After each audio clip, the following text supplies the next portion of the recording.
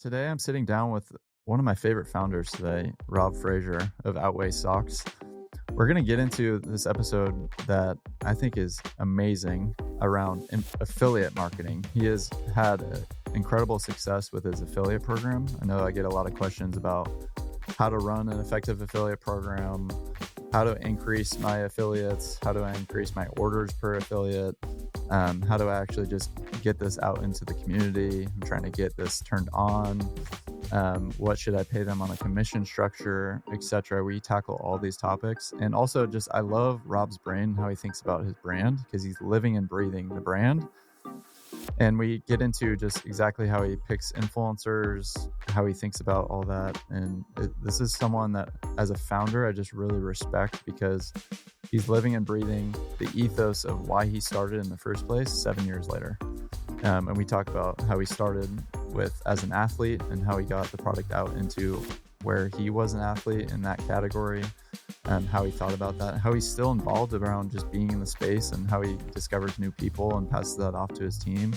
So I really love how simple he makes it for folks. I think you guys are going to enjoy this one. Want to shout out and thank our sponsors here on the Influence Marketing Blueprint podcast, Social Snowball and Mighty Scout, both tools that we use internally and recommend highly to D2C brands that are wanting to leverage influence marketing and paid social and creative. Go check them out. What's up, Rob? Thanks for joining. Hey man, how you doing? Doing pretty good. You're up in what part of Canada are you in? We're in on Vancouver Island in Victoria, BC, which is actually kind of below the Canada-US border. So I'd say we're more in the US than Canada, and we're out here on a little island. Sun's out, it's a beautiful day, so no complaints. So you had to just keep one foot in both countries just because you were a part of the national team for Canada, I saw. Yeah, that, and also it's just like here on Vancouver Island, which I think a lot of people think of Canada and they're like it's snow and igloos and all the stereotypes, but there's actually we don't get we don't get snow here. So you can, like, when I was racing bikes, you could train all year round. There's also like a lot of great different areas to ride and mountains and stuff. So it's a perfect little paradise. And honestly, I lived by the stereotypes too. I grew up in like Toronto area, and I didn't know there was anywhere in Canada that it didn't snow over the winter. So, like, the stereotype's quite true. For the most part, Canada's under snow, but Victoria is this hidden gem, or Vancouver Island, where it's like you can surf, you can bike, you can ski. It's pretty Wow. crazy. Yeah. Surfing, huh? Trying to Yeah, compete some with Orange great County? surfing. Wow. It's cold. It's cold though. Yeah. Well, I did mention, so 5-time Team Canada cyclist. Do you guys go to the Olympics?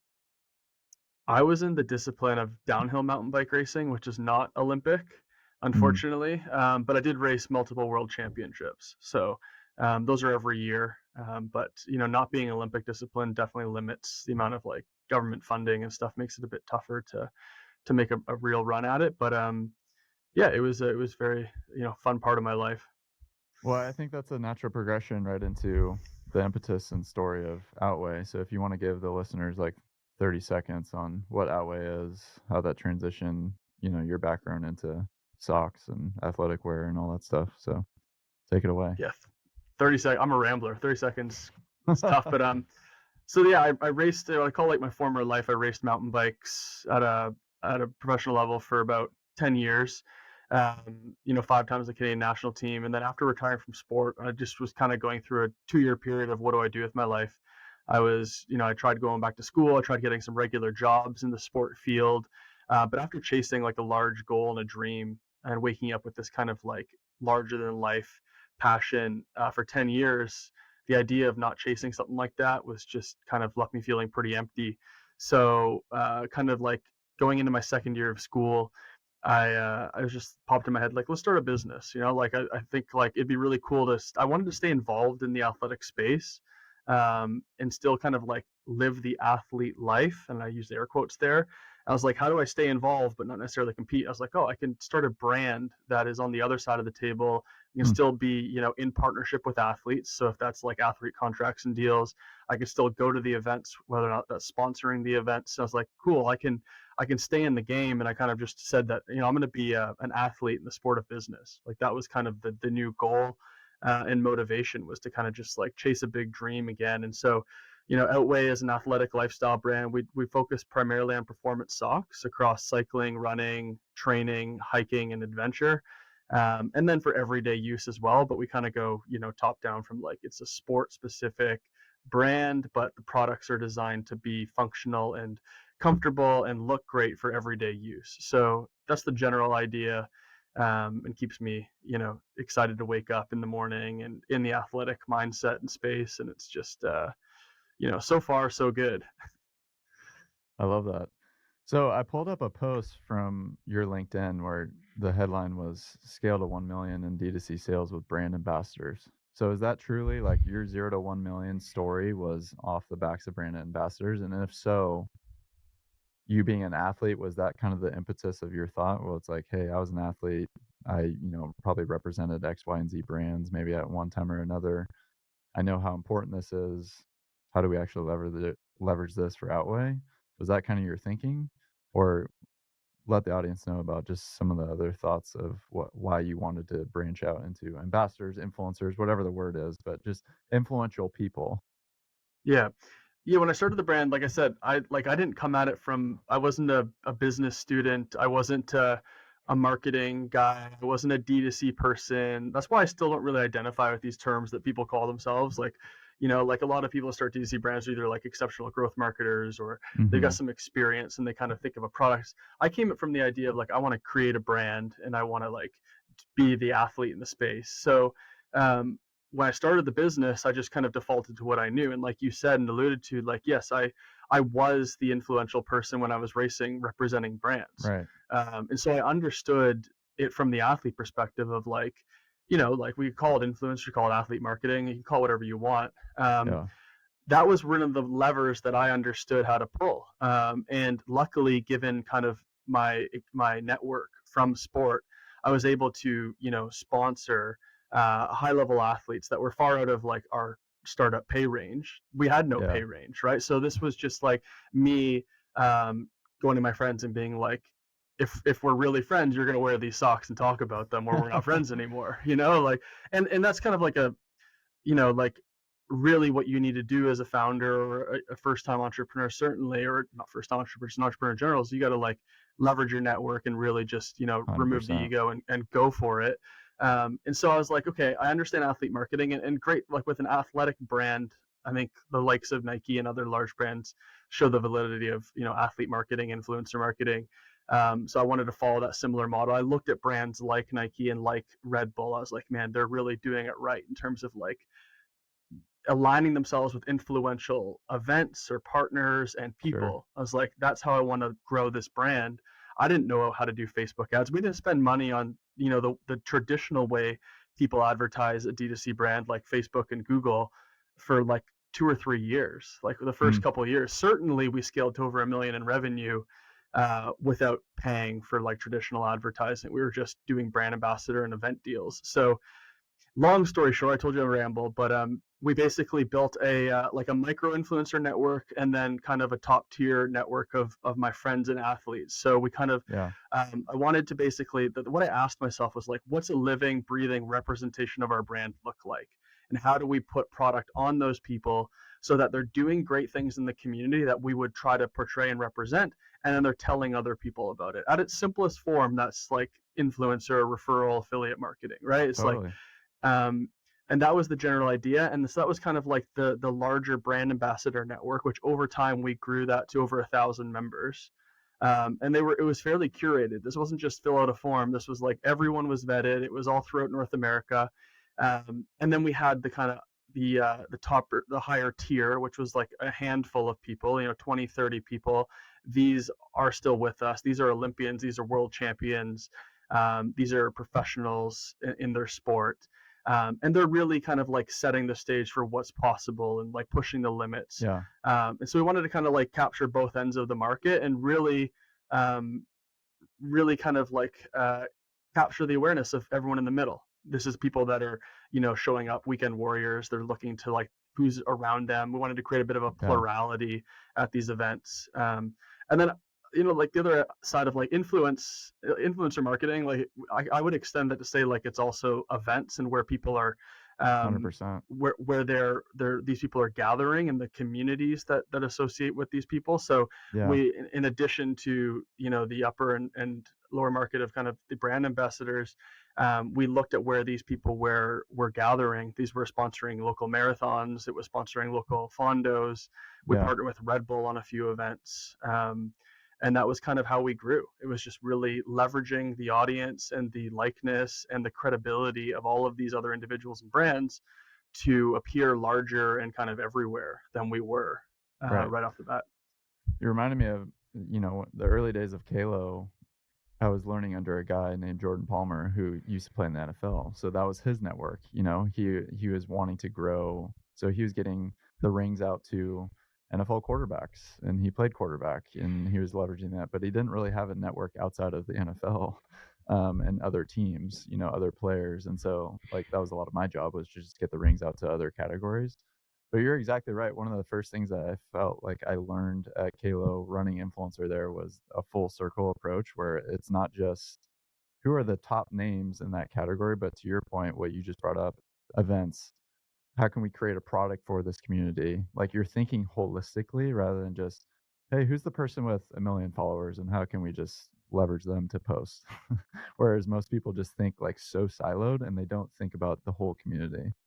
Well, I think it's an important thing there is like, I think only until you're at a certain scale, and this is my opinion, that you should be looking for these like million followers plus, because that's pushing a lot of chips all in on one kind of Yep. opportunity, especially if you don't have a large budget. Um, so Yep. you kind of want to like spray and pray a little bit when you're smaller, and really be organic. And the good thing about events, which I didn't realize I was doing until I actually heard it articulated a lot more elegantly than my friend Tony at Vessi, and they take an approach of creating saturation in markets. So they identified that at a certain percentage of saturation in a market, the shoes appeared everywhere, which created this kind of halo effect where everyone's seeing them, talking about them, and Yeah. then desires them. And that's similar. I didn't know this was our strategy, but by sponsoring these events year after year after year, more and more people at these groups of 2,000, 3,000, 4,000, 5,000 people. Every year, more people were wearing our socks. And over time, we became the plurality brand of socks at these events. So much so that I think last year, I was at one we had been sponsoring for a few years, and it was kind of a 2-year weird period after COVID, where we continued to sponsor the virtual rides and stuff. This was a big bike fondo here in Victoria that attracts 3,000-ish people from all over Canada and North America. And this is like one of the first back in-person events after sponsoring it for 5 years. And I counted around the expo, and like 9 out of 10 people were wearing our socks. So it Mm. was just crazy. And this was of like thousands of people, and almost everyone was wearing, Outway socks. And that just creates, this effect and this kind of this perception that is unmatched. And you can't replicate that through, Facebook advertising as well. And nothing beats in real life, like in Yeah. people talking and loving and feeling the product, especially if it's a product that people consume or wear. They need to touch and feel it, taste it, Sure. Sure. whatever. And so that was the power and saturation and just like being everywhere. So people just, you can't Yeah. avoid us. Yep. And I think that's a lot of times people get caught up in the, well, what's the ROI here? It's probably like those first 2 or 3 events that you sponsored, you're not getting a direct ROI, but like that long tail effect of being everywhere, being top of funnel, being just the halo effect of what you described. People get so siloed in about what's the ROI, what is the sales that it's generating. I That's wanted to the go. that's that just on that point, that's the tough thing is like sponsoring events and a lot of these things, it's really tough to track attribution, if not impossible. Like Right. one tactic we'll use is if say we sponsor an event with Red Bull, and the deal is that every participant in their race or their event is going to get a pair of our socks. We will put some sort of promotion and QR code and discount code on the packaging, and so we can see if people come back and buy using that code. Um, that's one way, but other than that, it's pretty hard to track. But what I can tell you is there's these things that just happen over longer periods of time. Like we sponsored this large bike festival in Whistler, and they give it out to all the industry professionals. So we don't really put a code or anything typically. So it's very difficult to attribute like what's the ROI on that. But eventually, over time, it landed a huge kind of white label contract for us, where we've now make socks for a bunch of other brands that got those socks at a period Yeah. of time. And so you do have to take these like bigger bets, but I always bring it back to is like, is this getting in front of the people we know are generally with a high degree of confidence are our customers? Right. And by doing that and delivering a good product consistently, it's going to attribute growth in sales. It's just not going to be something you can point to directly in like a 1 day click or like a 1 day Yeah. view, 7 day Yeah. click, kind of like in your Facebook dashboard. So it is tougher and it's a little harder to stomach, but it's Well, super important that you do these things. well, there is no perfect attribution. I mean, even on Facebook ads, everybody understands this. I mean, we don't want to go down that rabbit hole today, but there is no perfect attribution. You have to be doing something like this. What I hear you talking about too is like you use the phrase spray and pray, where a lot of times that's actually associated with just there is no vetting, there is no like due diligence of what you're saying. Who is my customer? Because you guys weren't doing spraying and praying. Like you guys were getting out to the masses, but you were very, very particular about who is my customer, who would I be proud representing my brand and product, and how do I get my product into those hands or onto their feet? Let's just say. I wanted to talk about your vetting process on this because a lot of times when we talk about affiliate program or even when I talk to founders all the time, they're bringing up, yeah, we have an affiliate program, but they really don't. They just have like the back end software to maybe capture those people, and they have like a link on their website that says like if you want to be an affiliate. They don't have anybody managing it. Like they don't know the work and labor that it takes to build something like this. So can you describe how you like I get the impression basically, we got this product out to a lot of people. I utilize my network and leverage that in an amazing way. But what is that next progression? How do we actually like continue to motivate that audience? Yeah, in the early days, it looked like I think ultimately you have to ask yourself as a founder or like a dedicated brand team, like who if we saw this person on the street and they were trying to sell us the product, like would we be happy with what they're saying, how they're representing it?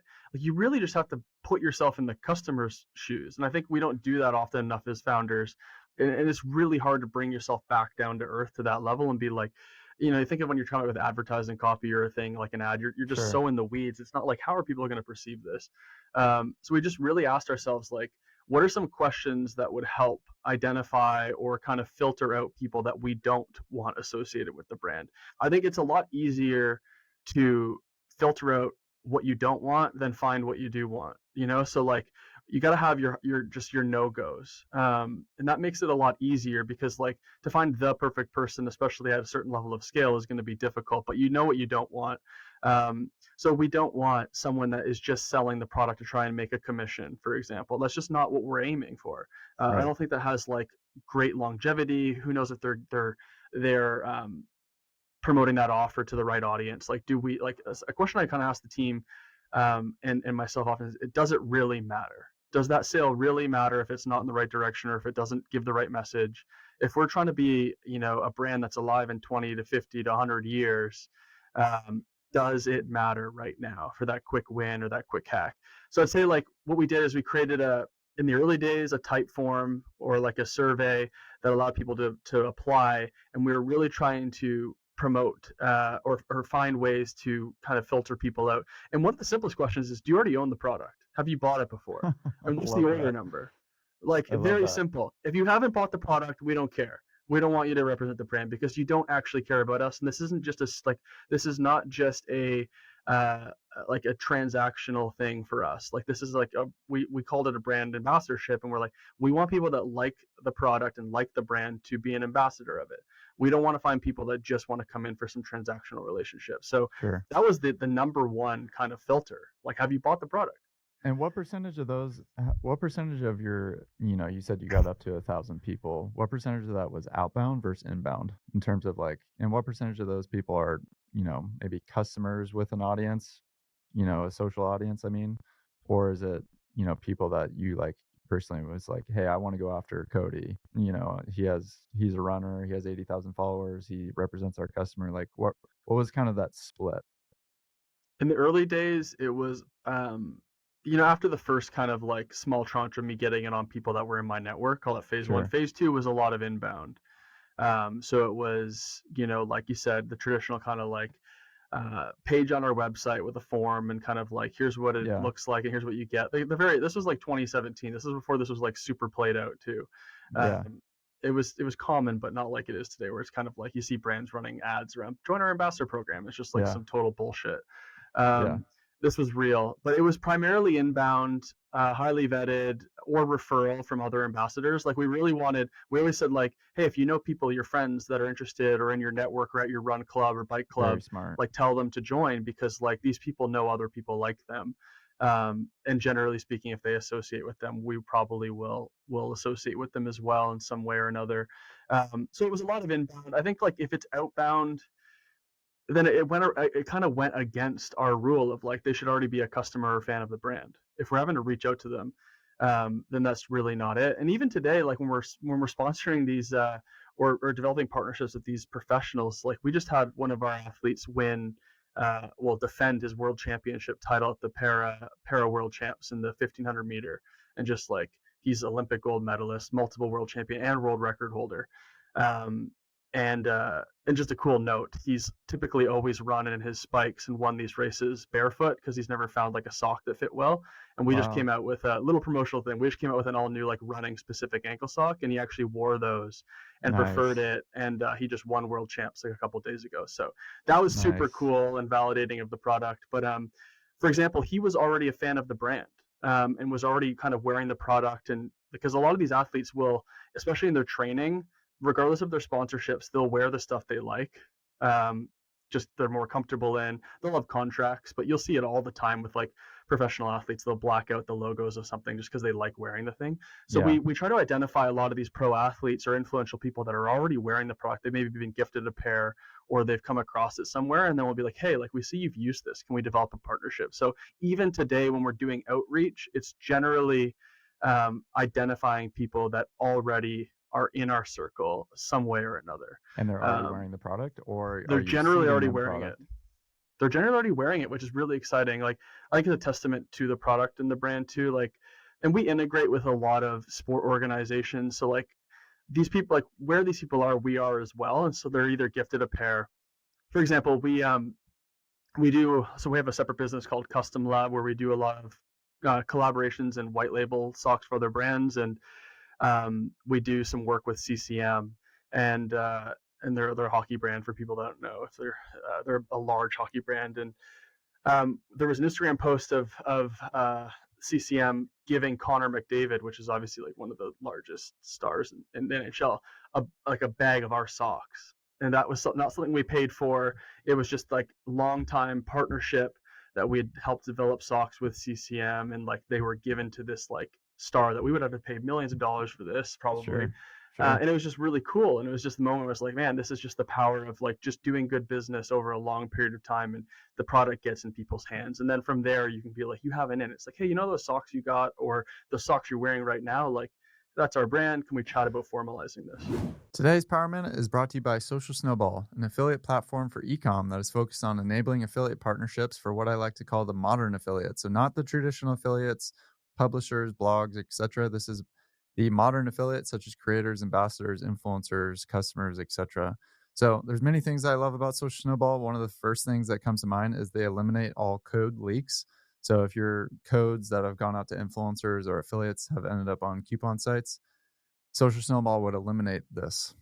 Also, it's very important to have a tiered based system to motivate your affiliates to continue to post and generate revenue for you. So they make that super seamless, make it super easy on the affiliate to get paid out any which way that they like. So Venmo, PayPal, directly to their bank, on a Visa gift card, Amazon gift card, all that, etc. If you guys haven't checked them out, they're on the Shopify App Store. Go check them out today. You're missing out.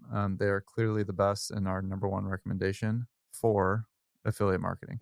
So something that I've mentioned, like when I consult with brands or even talking about an affiliate, there's two ways to grow. You either increase your affiliate pool or you increase the motivation for your affiliates to increase like the amount of orders that they're driving, like so from one order to two orders.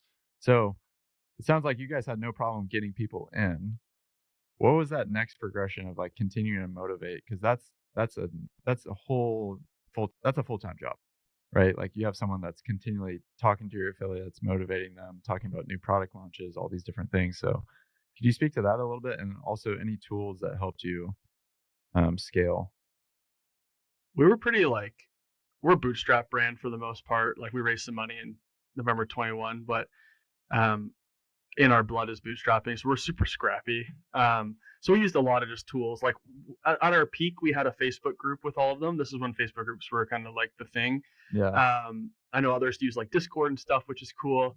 But we had like thousands of members in that group, and I think like the way to keep them engaged and excited is like to make them feel like they're a part of the journey, like they're on your side, right? And so what we found to work really well was letting them know about things in advance, giving them access to special things, taking their input. So I think when someone feels ownership, they're going to promote much at a much higher degree and just like in higher quality overall to someone who's just strictly incentivized to receive a commission if we're talking affiliate. This is why you see the best sport endorsement partnerships done with equity deals. If you think of Roger Mhm. Federer and On Running, or you think of Michael Jordan and Nike, these are not just Sure. revenue shares. These are equity and real things, and you get like an extra level out of someone when they feel ownership. Yeah. And so the way we obviously didn't give equity to brand ambassadors, but what we did was give them ownership in the sense is like they helped create the direction of a certain product launch, or they had input on what we were creating. And so when it came time to launch it, some of these people were like, "Hey, I like my voice was heard here, and like Yeah. Outway launched this thing with my input. Like I'm gonna go tell all my friends." So I Right. think like you could try and hack your way through all these things, and like in the end of the day, it all comes down to human psychology and incentives. You know, like so like why is someone gonna promote your brand? Because they love the product, A, but B, because they have some sort of ownership. Like ultimately people in referral, um, people don't refer products. Like the money incentive is important, but what they really, I think, really like is when they refer something to a friend that the friend loves and enjoys, and they get that satisfaction feeling. Yeah. That beats the monetary incentive for sure. Another huge questions. So two big things that I get all the time around affiliate is one is what should I pay them on a commission basis? And what should the discount be to the customer? And the combination of those two things almost becomes like comparable to your Facebook CAC, or that's how you have to think about it. So how did you guys think about it? And then I'll get to the second major point, and after you answer that question, how do you think about commission structure? Today's Power Minute is brought to you by Mighty Scout, an influencer tracking tool. So you've probably heard Taylor and I talk about Mighty Scout at length in past episodes, but today we want to take special time to speak to it specifically. So if you are investing in any sort of influencer marketing to a degree, I highly suggest getting on Mighty Scout. First of all, it's going to track all of your organic posting that goes out. So if you're doing seeding, pay for posts, you can drop in all your influencers by campaign. And then once those influencers are in those campaigns, they're going to immediately start being tracked if and when they mention you by handle or any hashtags that you give it. So it's going to give and pull all that content, most importantly, so that you can know who posted, you can reach out for content rights, etc. Also, it's going to give you all the reporting and ROI on those things as far as metrics wise. So you're going to be able to know the vanity metrics that go out around those influencer posts. You're going to know everything that it goes into around influencer marketing in regards to Mighty Scout. So if you haven't checked them out, highly suggest them. Go to mightyscout.com to find out more.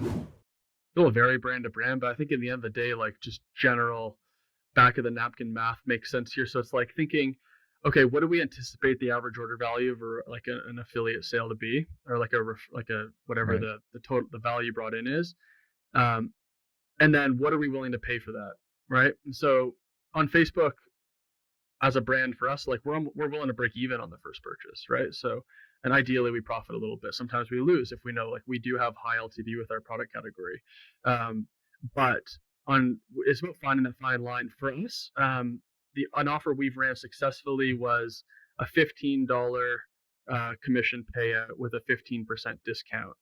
And the initial assumption was that AOV was going to take a dip due to the discount given. You know, Mm-hmm. like Sure. simple logic would state that, but what we found is AOV increased because what we forgot was with a vetted program of people that are bought in, referral sales are high trust and among people that like the product category, or Great affiliate point. sales, whatever you want to call them. And so we actually saw AOV increase, and to our surprise, the ROI on that $15 was around 5x, which is like, if you give me 5x on Facebook or other channels, I'll give you $1 billion, right? So Right. like, Scale this so to it the was moon, super baby. successful, and so yeah, so that was actually like an interesting insight where our assumptions were wrong on AOV dipping. It increased on average or stayed, what it was, with the discount. Um, so that was interesting. And so like when your offer should just make sense from a unit economic standpoint, like a contribution Yep. margin standpoint, and you Yep. can toggle that up and down and test it. And you could also tier it as well if you've got some really great affiliates or people in your network, and you could give them more. So I have different tiers. If Right. they're driving just a ton of volume, it probably makes sense for you to incentivize them a little bit more, because at a certain point, especially if you're looking at your finances properly, you'll understand that at a certain point you're outpacing your fixed expenses and the contribution pretty much drops to the bottom line. So you Yep. want to push for volume at a certain point. And so again, there's a lot of things you need to consider, but in the end of the day, you got to figure out what works for you on the kind of return on investment standpoint. I think you should probably at a minimum go for three, like a 3-time return, especially if you're a product business. You're gonna have to outpace your COGS, and then you For probably sure. want some contribution margin. Yeah, of course. I love the point that you brought up though about just these are highly trusted customers at the end of the day compared to prospecting on Facebook. And that's why I like to tell people you just compare it to your Facebook CAC. As long as it's beating that by $1, like this is amazing customers that you're getting at the end of the day from trusted people. Exactly what you just said. The second thing that gets brought up, which I know you use the tool Social Snowball to help you with this, was code leakage. It's like a huge problem that people have with affiliate commissions, codes, the Rob 15 ended up on coupon sites, like all these different things. How do I stop this? Could you speak about that? How you solved that? I would say I solved it. I think Social Snowball did a really good job solving it. They released a product feature recently, and just big kudos to like Noah and the Social Snowball team, because like we've tried a lot of different apps and processes or hacked our own things together, and these are big issues. Is like I think often other referral apps and providers, they think about like just solving the number one problem of facilitating the affiliate or referral sales and not Right. everything else, like the second third order effects, which is code leaks or a messy back end, or bad data. um, and recently Social Snowball did safe links, which was you have your referral link. When you land on the page, it pops a unique one-time discount right there for the person, the affiliate or the person you've referred in, which is super unique. So like it's every time the link is clicked and activated, a new code is generated in the backend bulk discount, and it's one-time use. So there's no evergreen codes, which is the real Right. risk Right. around the aggregators, is that these codes that don't expire are not one-time use. And then just adding in other toggles, like this is the real downside and I think where there's still some work to be done compared to like, and Facebook and Google are not perfect, but you do have a decent amount of controls to exclude customers and try and Right. focus on making sure there's not too many, you're not paying to acquire existing customers. I'd say if you're launching a referral or affiliate program, you certainly want to make sure you're using something like Safe Links. And I'm not affiliated with anything I'm talking about either. I just talk about things that I enjoy. I Yeah. think that's important to say. I'm not sponsored or like paid to say this. Um, You're representing and your Outway ambassadors that do the same thing. yeah, yeah.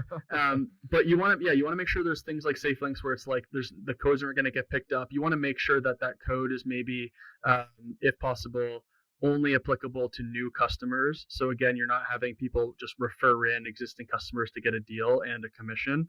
Yeah. And then there's a few other things you'd want to consider. But again, this is just kind of like proper business planning on the founder's end. But if Yeah. you haven't done it before, these are very common mistakes to make, and they can be costly because ultimately you don't want to be paying out a commission or giving a discount when possible, um, on sales that were going to happen anyway. Right. That's the number one like thing you want to try to avoid, because Yeah. then you're just giving up dollars. Um, and Yeah. so that's hard to control for, but the best apps out there and the best people building in these areas are constantly thinking about these problems. Right. I want to get into the kind of the back end operations of this. When you were talking earlier about like we were reaching out to people that we saw that they were already wearing Outway. My immediate head goes, who's monitoring that? Like, and probably a lot of founders are like, I don't have time to be like searching Instagram to see like, is that Outway socks on their feet? Like, I can't tell, like all these different things. So, can you talk about team structure, how that's like fractionally done, contractor, employee, like all that stuff? Um, yeah, who's dedicated to doing this, running this affiliate program? Yeah, I would say if you're like a newer brand and you're a founder getting started, find the time, Yeah, because like it's super important. I was doing it for a long time. I think a lot of founders get too fancy and like think that they should be doing only important things and contracting everything out. I'm a big fan of like you should try to do everything at the start, at least to deeply understand the mechanics of it. So when you do search for a partner or you delegate it out, you can vet them properly as well, yep, right? So like you and I are fair going to point. get into, if you and I are going to partner on influencer stuff, like I'm going to be able to have a pretty deep conversation whether or not you know your shit, right? So Yeah, like that's important. That's just an aside, but in the early days it was me, and then as our team grew a little bit, it fell into more of an operational area of our business. So like kind of people ops side of things. And as a small team, like for a long time, we were like 4 or 5 people. We were like a 4 or 5 person team when we were doing like 5 million in revenue. So like small team, decent size. Um, but really, with a small team, you can have people trained up on like what are our values, and if you just build the right systems, like I said, the right questions to answer, you can build yeah, pretty dialed in SOPs. But that's operational. You're asking more about like reaching out. It's tougher. Luckily, we've built like just using general like social listening tools, or we have a decent network of people that just tag us and things, and we're always looking. yeah, So I'd love to tell you we've got some like great plan and like we've got this whole team doing things, but really it's kind of just like decent systems put in place with like a fairly reliable network of people that we're looking at what we're tagged in, we're listening to where we're being talked about, and we're identifying those things. And sometimes that's still me. yeah, yeah, Because in the end of the day, like I love that shit too, right? Like I yeah. told you when we started this podcast that like my motivation was to touch the territory and be involved with the athletes still. And so I'm Right. watching the sports, I'm at Yeah. the events, I'm looking around, right? And so like generally speaking, like a lot of it comes from like me meeting new athletes or seeing what's going on, or I'm making these bigger deals and then kind of looking at how they're going and say like, oh, that person's wearing them, like, and then I'll put that down to our brand director and be like, let's reach out. Yeah. So Oh, I love that, man. I I you don't need to overcomplicate it. I think that's the main yeah. thing. Yeah. As much as I love the answer on the reverse end of the spectrum is, I got 5 people dedicated to this. This is outreach person, this is management person, this is affiliate person. Like I just as love this answer as much because you're living and breathing the brand and it's a team approach, right? It's not just one dedicated to it, but you're constantly living and breathing, where is our product living? This person's rad and let's get him product. Like he just popped up on the radar. Like he only has 5,000 followers and he's an up and comer. Um, that's amazing stuff. What would be one, I guess, takeaway to leave with the audience today? Wanting to jump into influence marketing, I felt like there were just nuggets all throughout the episode, but what would you leave as like, hey, this is my biggest learning failure. This is what I would do if I were to start over. I think one thing that would tie it all together is just thinking about, does it really matter? And like what I mean is like if it's a quick win or you want to ink a partnership with someone because they're super hot right now and they've got a lot of influence, like will it matter in 3 to 5 years? Because like if it's a quick win right now, does it hurt brand perception in the future? Or do you have to unwind something that was a quick decision because it changes in the future? So I'd say like when you're thinking through all of these things, and I made all these mistakes. I'm not saying this from like a high horse. Like I fucked all this up. Like we've made decisions that are quick and whatever. But I think the ultimate thing here is like the goal of a business like is to be in the game for a long period of time and build something like durable and large and has scale. And that takes a really long time. Like overnight successes are 10 years in the making. So I think like when you're making decisions around influencers or partners or events, you just have to ask yourself, like, is this in line with our brand's values? Like, is this who we want our product on? Would I be friends with this person? Do I like them? Right? Like as simple as that. Like if you wouldn't hang out with that person and you're the founder of the brand, then it's probably not a good deal, right? Like if they give you the heebie jeebies, like it's just probably not a good deal, regardless of whether or not they can make you millions of dollars. It's Right. not worth it because they'll cost you tens of millions in the future. So it's, I think that's like, if I could leave with anyone, is like patience is king in this industry. If you go on Twitter, you follow anyone, they're going to tell you all these hacks you can do. They're probably paid to talk about it. Like they just don't exist. So like if I could just sum all of that up in one place, it's that like silver bullets don't exist. Right. And if it seems too good to be true, it is. So like just take your time. No one has it figured out. Trust me, no one knows what they're doing at the highest level. Like they're figuring it out day by day. So if you feel lost, it's okay. Just talk to someone and figure it out. Yep. I love that, man. Rob, I appreciate the time. Thanks for coming on. If people had more questions around listening to this episode and they're like, man, I would love to ask him such and such about their affiliate program or just about your business, where should people connect with you? The best place is Twitter. You can just find me at Rob Fraser. Yeah, funny enough, right? But yeah, at ROBB Fraser, and then LinkedIn. Lots of silver bullets that he posts all the time. Yeah, there's no quick wins. My thing's real. I was thinking the other day, like, I go through the pain so you don't have to. I've just gone through so many like just shit kickings by doing the wrong thing, and I'm really like I've been doing it for 7 years. So I'm really speaking from like the wounds of doing things wrong. I have like no incentive other than like I don't have any brand affiliations outside of my own. Like anything I talk about on Twitter or here is because like, man, would I love to see other founders not just be in pain, because it's hard. Anyone that's been in the game knows these mistakes are they're great learning opportunities. And just to end, I know I'm rambling, but like I think this one's important. There is no one path to success. Like all of these people, like the way they got things done, the way they were successful, the wins they had were generally unique to them, their specific product, in a time and place. There's some lessons there you can use to inform your decisions. However, if you're listening to people that have made mistakes, there tends to be some very true and kind of laws of business. I anticipate, like I say it this way, it's like there's a million paths to success, but on all of those paths, there's fairly consistent potholes. And if you can avoid those potholes by listening to some of the stories I'm saying or others are saying, like you're going to be better off. And I know this, I'm saying this right now. And like earlier this year, I hit one of those potholes I shouldn't have. And literally had someone telling me not to. So I still make these mistakes.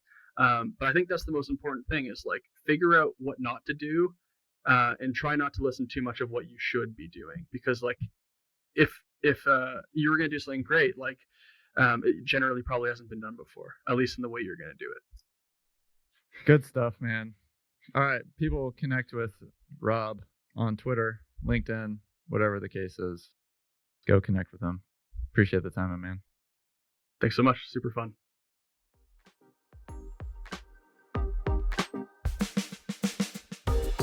All right. That's all for today. If you'd like some help developing your influencer marketing campaign, go ahead and DM us on Twitter. Links are in the description. Or you can head to kinship.co to learn more, and you can book a call there. That's KYNSHIP.co. At kinship.co, you also find tools, templates, and resources, all designed to help you grow an influencer campaign that drives visibility and sales, not just likes. Thanks for tuning in, as always, and we'll see you next week.